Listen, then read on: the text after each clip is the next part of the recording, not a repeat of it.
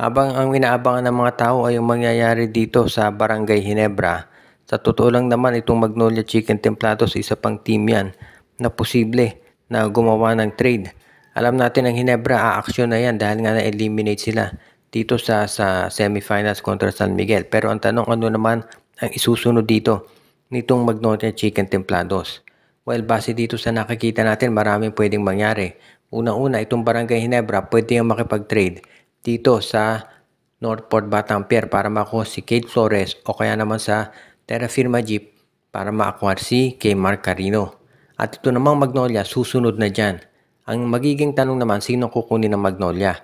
Sa tingin ko ang kukunin ngayon ng Magnolia ay isa pang power forward.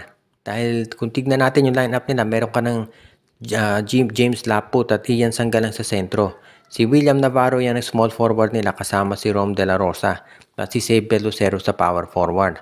So ang kinakailangan na lang ng Magnolia ay isa pang power forward na magiging backup ni Xavier. So mukhang ang pwede nilang kunin ngayon dyan, depende yan sa magiging aksyon ng Ginebra.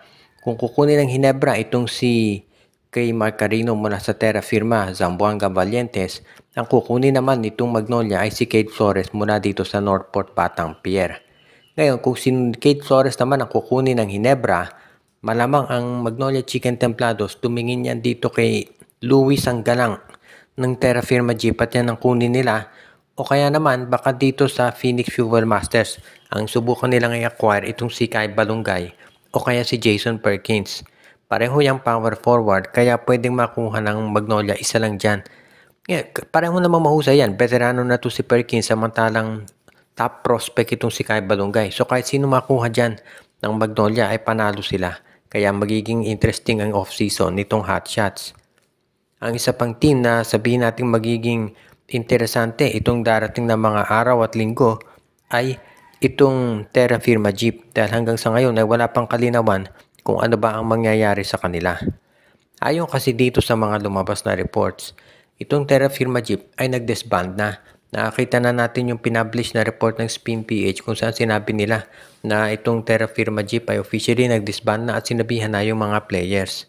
Pero ang tanong ngayon ay kung ano nga ba mangyayari sa susunod. Kung sakali nga ba na matutuloy ba yung pagbenta dito, itong Zamboanga Valientes.